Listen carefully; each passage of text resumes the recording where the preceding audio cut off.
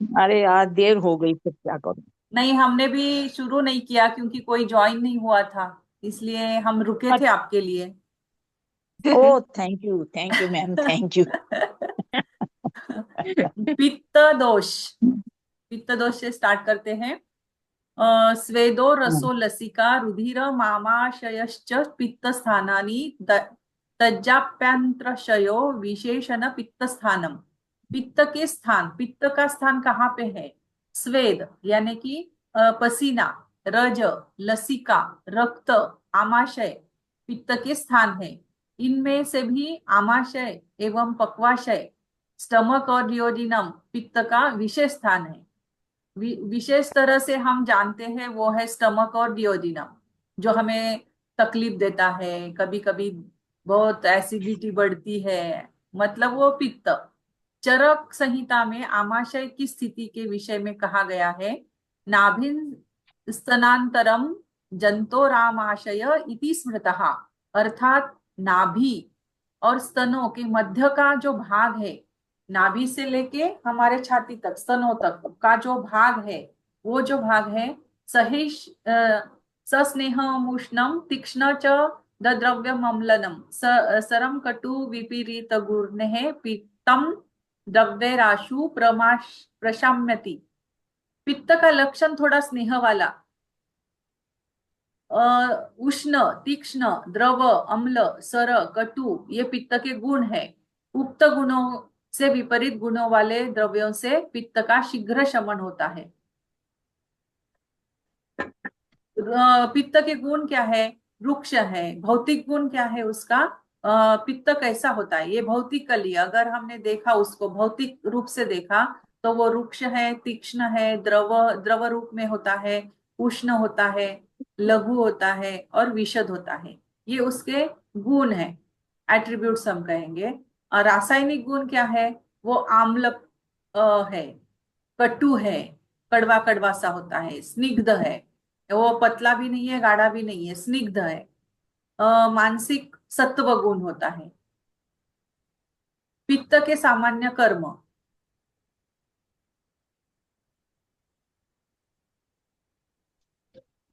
हाँ, तो ये फिजिकल फॉर्म अगर हम उसका देखते हैं तो ये रफ है, ड्राई है, शार्प है, फ्लूइड है, हॉट है, स्मॉल, लाइट और ट्रांसपेरेंट है। और केमिकल फॉर्म अगर उसका देखते हैं तो सौर है, बीटर है, लुब्रिकेटेड है। और डिवाइन इसेंस यानी कि सत्व गुण। कॉमन फंक्शंस ऑफ पित्त। In the duodenum, the balanced Pachak Pitta helps in digestion, while the imbalanced one weakens the digestive power. अब ये डिओडिनम में जो है वो बैलेंस्ड पाचक पित्त हेल्प्स इन डाइजेशन। अब हमने वात का देखा ना, अकुपित, कुपित और प्रकुपित। ऐसे हमने तीन प्रकार देखे वात के, अकुपित, कुपित और प्रकुपित। वैसे ही हमें अभी पित्त भी देखना है। अभी अकुपित मीन्स क्या? बैलेंस्ड। अभी ये बैलेंस्ड पाचक पित्त जो है वो डाइजेशन में हेल्प करता है, while the imbalanced one weakens the digestive power। और जो अभी हम देखते हैं हमारा जो कर्ड होता है, दही जो होता है, जो दही जो अगर फ्रेश है तो फ्रेश है तो वो अच्छा लगता है। अगर वो 2-3 दिन रख दिया जाए, दही को, कर्ड को अगर रख दिया जाए 2-3 दिन, तो वो कैसे होता है? कड़वा कड़वा सा लगता है, उसके ऊपर पीला पीला ऐसे कलर आ जाता है उसका, वो मतलब वो खराब लगता है। तो उसी तरह से जो इम्बैलेंस्ड पित्त होता है वो वैसा ही होता है। और वो क्या करता है फिर? वैसा पित्त जो होता है जो वो इनडाइजेशन, डाइजेस्टिव पावर को वीक करता है, अच्छी तरह से हमारा डाइजेशन नहीं होगा। In the eyes, the balanced आलोचक पित्त helps in seeing, while the imbalanced produces weak eyesight। अभी हमारा पित्त से रिलेशन हमारे आंखों से है। तो आंखों में अगर प्रॉब्लम है तो इसका मतलब समझ लेना चाहिए कि हमारा पित्त जो है वो गड़बड़ है, इम्बैलेंस है। पित्त अगर इम्बैलेंस हो जाए तो आईसाइट हमारी वीक हो जाती है, और बैलेंस्ड होगा तो हम अच्छी तरह से देख सकते हैं, आईज हमारी अच्छी रहेगी। A balanced pitta keeps the body temperature maintained while the imbalanced pitta increases or decreases the temperature.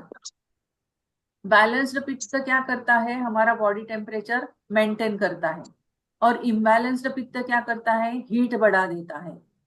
या एक तो हीट बढ़ा देगा या फिर हीट कम कर देगा, जैसे कि अभी ठंड लग रही है, बीना जी को ठंड लग रही है, तो ये एक कारण ये भी हो सकता है कि पित्त इम्बैलेंस हो गया होगा उनका। तो पित्त अगर इम्बैलेंस हो जाए तो टेम्परेचर डाउन भी हो जाता है। सिमिलरली मैम आज ये कौन से उसमें है मैम?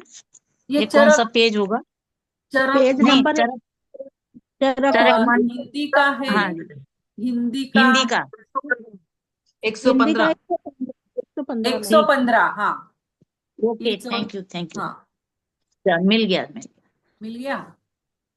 हाँ, तब से तो अग्नाशय अपने में आप ही स्थित खोल रही थी। अकुपित पाचक, पित्त पाचन और कुपित पित्त पाचन का अभाव करता है। नेत्रों में रहने वाला अकुपित आलोचक पित्त दर्शन में सहायक तथा कुपित पित्त अदर्शन करता है। अभी ये थोड़ा समझने में कठिन हो जाता है हिंदी। शरीर में ये मैम बड़ा अकुपित पित्त में तापक्रम ठीक रहता है, एवं कुपित पित्त से तापक्रम बढ़ना या मात्रा से अधिक घट जाना देखा जाता है।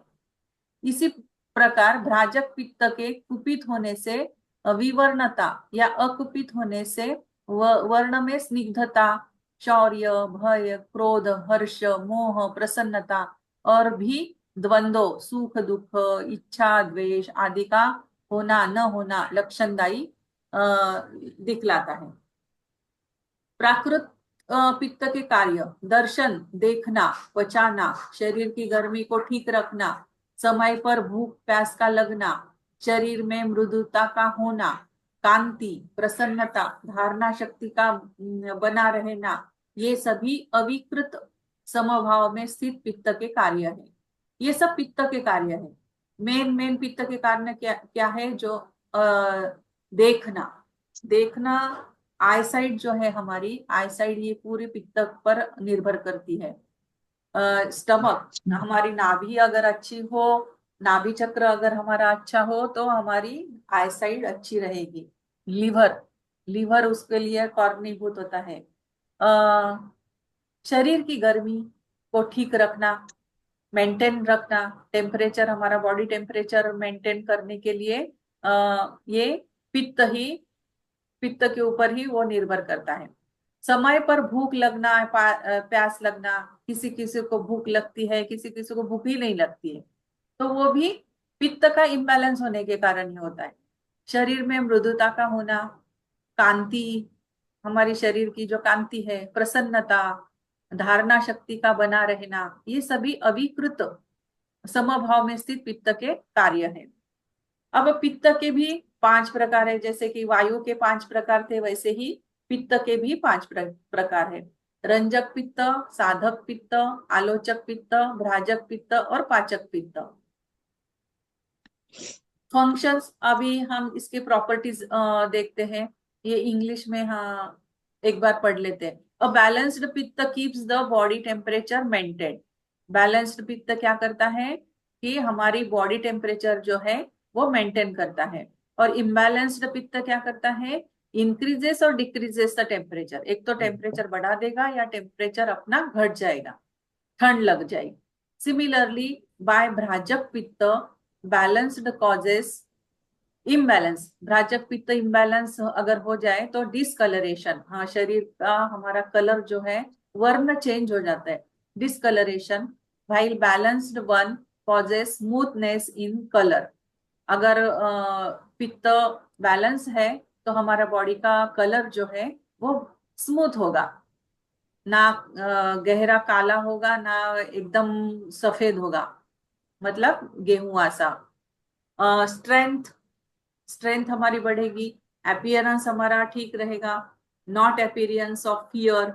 अभी ये अपीयरेंस और नॉट अपीयरेंस, तुम्हारे आप हमारे अंदर भय का निर्माण, फियर, एंगर, क्रोध, अगर पित्त बढ़ता है बहुत तो क्रोध भी बढ़ता है।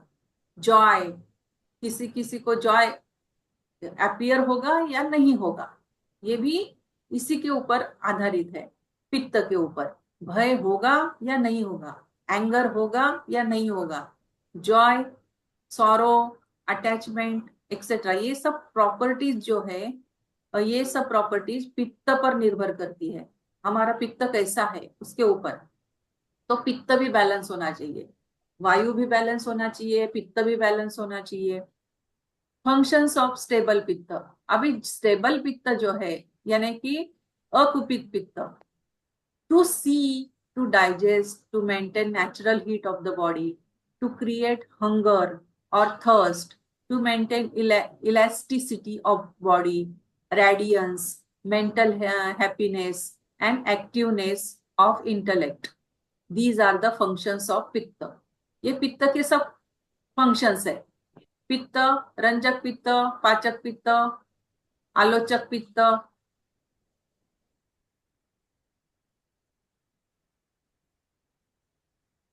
Symptoms of imbalance रंजक पित्त, liver disease, jaundice, anemia, blood disorders, ये सब रंजक पित्त।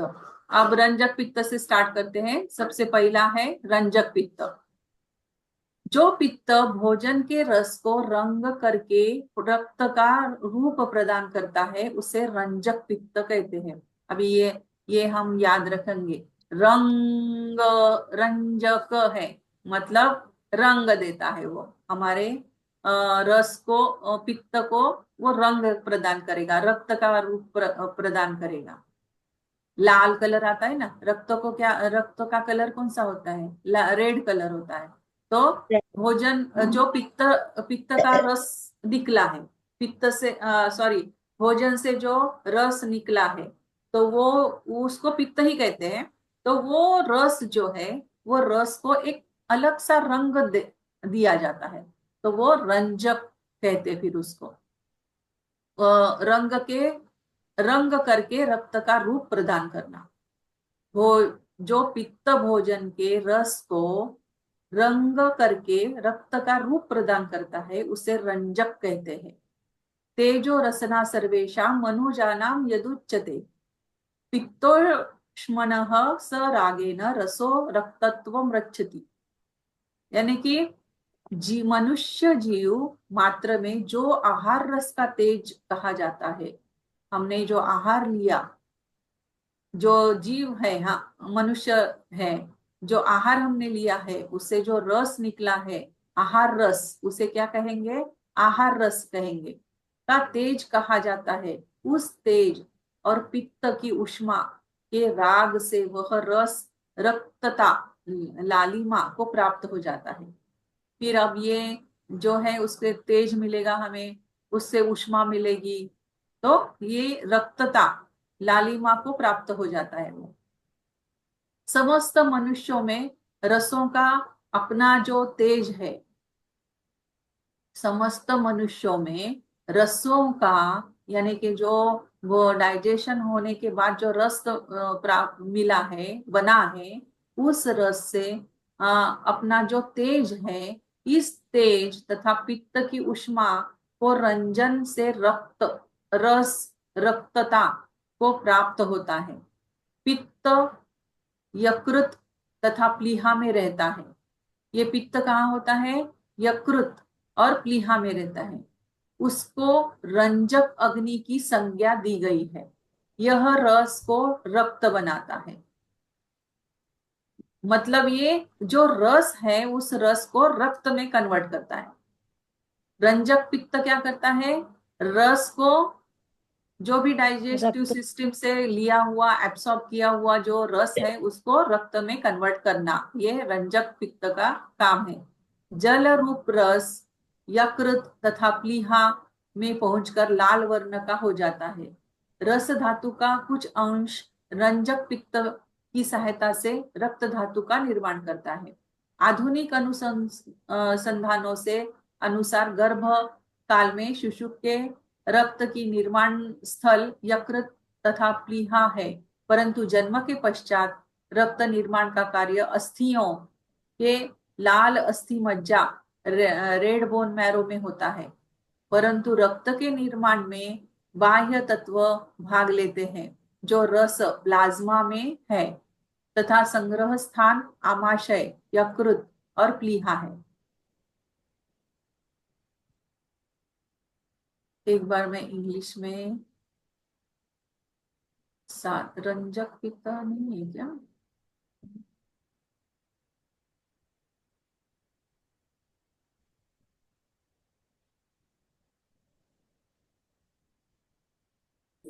मैडम हाँ मैडम नमस्ते। नमस्ते। बहुत दिन बाद ज्वाइन करिए, थोड़ा इंट्रोडक्शन देंगे कि चल क्या रहा है, थोड़ा सा बता दीजिए, बस इतना कि चल क्या रहा है और कब से शुरू हो गई, थोड़ा सा बता दे। वो तो सडनली मैंने खोला, सैटरडे था तो मेरे को लगा नहीं होगी, तो आज बता दीजिए ताकि मैं अब रेगुलर हो जाऊंगी कि चल क्या रहा है, प्लीज, है ना। मैं बंद हाँ करती हूँ, म्यूट करती हूँ, बताइए। फिफ्थ चैप्टर चल रहा है चरक 1 में से, वात पित्त कफ। चरक 1 5th चैप्टर, ये कोर्स में 3rd सेम में है क्या? हाँ, हाँ। 3rd सेम में है। ओके ओके, ठीक है ठीक है, चलाइए, कंटिन्यू करिए, मैं खोल लेती हूँ। 116 पेज पे। Ma'am 116 okay. Page number 116।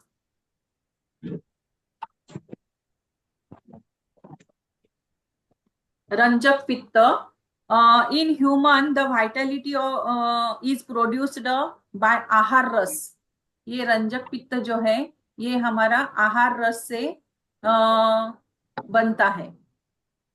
Due to this vitality the heat of pitta the rasa plasma gets converted into rakta और blood. Due to this vitality, अभी ये the vitality is produced by ahara rasa. मनुष्य मात्र में जो आहार रस का तेज होता है, ये तेज कहा गया जाता है उसको। तो ये जो है ये कैसे बनता है? तो ये फूड एक्सट्रैक्ट जो है, हमारा फूड एक्सट्रैक्ट जो एब्सॉर्ब किया हुआ है रस, जो फूड डाइजेशन के बाद जो रस बना, उस रस को एक्सट्रैक्ट करने के बाद ये heat of pitta the rasa plasma gets converted into रक्त। जो प्लाज्मा है, रस रक्त है, रस है, उसको रक्त में कन्वर्ट करता है, या ब्लड, उसको रक्त कहेंगे या ब्लड कहेंगे। In every human being plasma becomes blood due to sharpness and by the coloration of heat of पित्त। और ये जो है ये ऊष्मा की वजह से, पित्त की ऊष्मा की वजह से blood sharpens and colouration of heat of पित्त, उसको कलर आता है। जो भी डाइजेशन में जो भी रस बना है तो उसको कलर आता है। और ये कहाँ पे होता है? Pitta that resides in the liver and spleen. ये होता है, रहता है यकृत और प्लीहा, जिसे इंग्लिश में हम कहते हैं लीवर और स्प्लीन। नेम्ड एज रंजक फायर, और इसे क्या कहते हैं? रंजक फायर कहते हैं, रंजक अग्नि। अब हिंदी में इसे क्या कहेंगे? रंजक अग्नि। इंग्लिश में कहते हैं रंजक fire. Fire of colouration converts plasma into blood. और ये रस को क्या करता है? रस को रक्त बनाता है।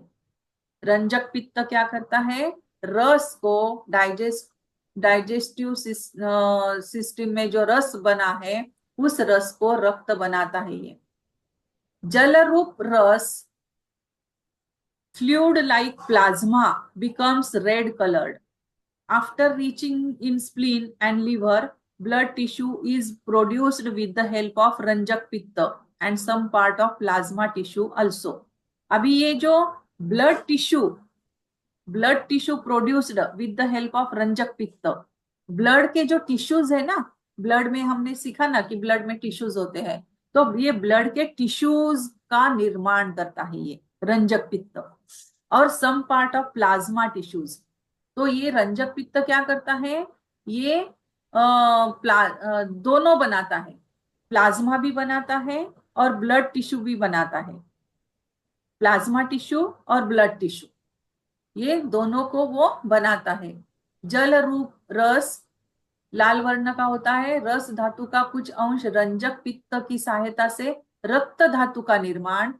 रक्त धातु आधुनिक अनुसंधानों से के अनुसरण अनुसार गर्भ काल में शिशु के रक्त के निर्माण स्थल यकृत तथा प्लीहा है, परंतु जन्म के पश्चात रक्त निर्माण का कार्य अस्थियों में होता है। लाल अस्थि मज्जा रेड बोन मैरो में होता है। जो एम्ब्रियो जो गर्भ में होता है शिशु, तो गर्भ में रक्त बनने का कार्य सिर्फ स्प्लीन और लिवर और स्प्लीन में होता है, लेकिन बाद में वो बोन में होता है, रेड बोन मैरो में। बोन के अंदर जो रेड बोन मैरो होता है वहां पे ब्लड फॉर्मेशन होता है जन्म के बाद में। परंतु रक्त के निर्माण में बाह्य तत्व भाग लेते हैं, जो रस प्लाज्मा में तथा संग्रह स्थान आमाशय यकृत प्लीहा है। External substances which are in plasma take part in production of blood.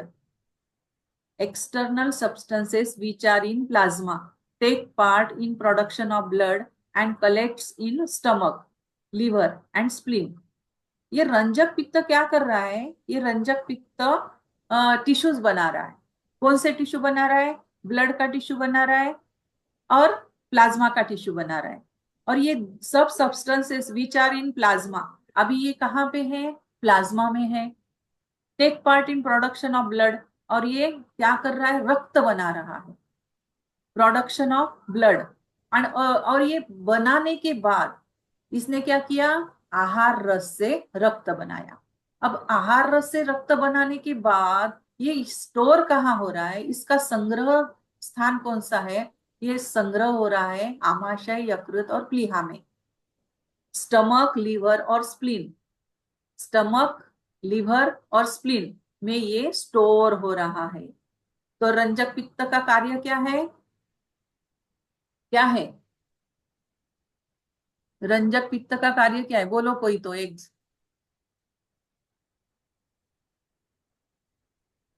कोई भी नहीं? रंजक पित्त का कार्य है जो आहार रस है, जो आहार रस बना है, एब्सॉर्ब किया हुआ, उसको उससे ब्लड बनाना। हाँ ब्लड बनाना हाँ है? उससे और ब्लड से उसके वो वाले टिश्यू, ये मतलब दो तरह के टिश्यू बनाना फिर उसमें से। हाँ हाँ, दो तरह के टिश्यू बनाना, ब्लड टिश्यू दो और प्लाज्मा टिश्यू। हाँ, ब्लड टिश्यू और प्लाज्मा टिश्यू। हाँ, ठीक ब्लड टिश्यू और प्लाज्मा टिश्यू बनाने के बाद उसको संग्रह कहाँ हो रहा है? आमाशय, यकृत और प्लीहा। स्प्लीन में। हाँ, लीवर, ये स्प्लीन और स्टमक, स्टमक लीवर और स्प्लीन। और स्टमक स्प्लीन। आमाशय यानी स्टमक, यकृत यानी लीवर लीवर और लीवर प्लीहा यानी और स्प्लीन। ये तीन स्प्लीन, जगह पे वो स्टोर करके स्टोर। रख रहा है, स्टोर कर रहा है। Yes ma'am. फिर अब आगे रक्त का रक्त वर्ण उसमें उपस्थित लोहित कोशिकाओं के हीमोग्लोबिन के कारण होता है। अभी यहाँ पे क्या हुआ? रक्त रस का उसने कन्वर्जन किया टिश्यूज में, ब्लड टिश्यू और प्लाज्मा टिश्यू में कन्वर्जन हो गया। अभी उसको कलर भी आता है ना, रक्त को कलर होता है ना, लाल लाल रेड कलर का रक्त होता है। हमारा ब्लड जो होता है वो रेड कलर का होता है। अब ये रेड कलर ये- कैसे आ गया? तो ये लोहित ये मैं कोशिकाएं, ये हीमोग्लोबिन लोहित के को कारण होता है। जो हीमोग्लोबिन होता है, लोहित कोशिकाएं होती है, उसके कारण वो रक्त रेड हो जाता रेड होता है। है। हीमोग्लोबिन के निर्माण में मुख्य सहायक द्रव्य विटामिन B12 होता है, लौह आयन होता है तथा प्रोटीन होता है। तो ये विटामिन B12, लौह यानी कि आयन और प्रोटीन, ये तीनों को मिलके हीमोग्लोबिन हम उसको कहेंगे। Haemoglobin iron, protein ma'am, iron, protein और B12, विटामिन B12। B12। हाँ, ठीक। हीमोग्लोबिन हाँ, main substance which are helpful in production of haemoglobin are vitamin B12, iron and protein. तो ये याद रखना है हमें कि हीमोग्लोबिन कैसे बनता है। hemoglobin produces by vitamin B12, iron or protein. Vitamin B12 is present in food at raw stage called the extrinsic factor. अब ये B12 कहाँ पे होता है? तो ये हम जो आहार लेते हैं उसमें होता है ये वहिस्थ तत्व, एक्सट्रिंसिक फैक्टर. विटामिन B12 का पूर्व रूप आहार द्रव्यों में उपस्थित होता है, उसे वहिस्थ तत्व, एक्सट्रिंसिक फैक्टर कहते हैं. Yes ma'am. हाँ, आंत्रभिंती द्वारा इसके अवशोषण के लिए एक अन्य द्रव्य की आवश्यकता होती है जो आमाशय की भित्ति कोशिकाओं द्वारा उत्पन्न होता है. उसे अंतस्थ तत्व, इंट्रिंसिक फैक्टर कहते हैं. अभी ये एक्सट्रिंसिक हो गया, ये बाह्य था. ये क्या था? जो हमारे आहार से आया हुआ, ये बाहर का था. अब ये अंतर का जो हमारी वॉल है, किसकी? आमाशय की, स्टमक की जो भिंत है, अब भित्ति कहेंगे उसको, जो वॉल है, जो वो भित्ति जो है उसमें से कुछ सिक्रीशन हो रहा है. हमने इसमें भी देखा ना वात में. तो ये जो अंदर से जो सिक्रेट हो रहा है, उनके भित्ति से जो सिक्रेट हो रहा है, कोशिकाओं से सिक्रेट हो रहा है, तो उसको अंतस्थ तत्व यानी इंट्रिंसिक फैक्टर कहते हैं. यदि आमाशय भित्ति द्वारा अंतस्थ तत्व की उत्पत्ति नहीं होगी तो वहिस्थ तत्व का अवशेषण असंभव है. अगर ये सिक्रीशन नहीं होगा, एंडोक्राइन ग्लैंड्स हमने सीखे हैं, उससे जैसे सिक्रीशन होता है उसी तरह से ये सिक्रीशन होता है. तो ये सिक्रीशन अगर नहीं होगा ना, तो ये जो बाहर से आया हुआ तत्व है उसका एब्सॉर्प्शन नहीं होगा, वो पचा नहीं पाएंगे. तो ये सिक्रीशन भी इंपॉर्टेंट है. यदि आमाशय भित्ति अंतस्थ तत्व की उत्पत्ति नहीं होगी तो वहिस्थ तत्व का अवशोषण असंभव है. रक्त धातु में वहिस्थ तत्व की अल्पता होने से लाल रक्त कोशिकाओं, रेड ब्लड कार्पस्कल्स परिपक्व मैच्योर नहीं होती है. परिणाम स्वरूप माइक्रोसाइटिक एनीमिया हो जाता है. तो ये एनीमिक कंडीशन कहते हैं ना. तो एनीमिक कंडीशन कैसे हो जाती है? तो ये ब्लड कार्पस्कल्स, उसमें रेड ब्लड कार्पस्कल्स कम होते हैं, परिपक्व नहीं होते हैं, मैच्योर नहीं होते हैं. उसके कारण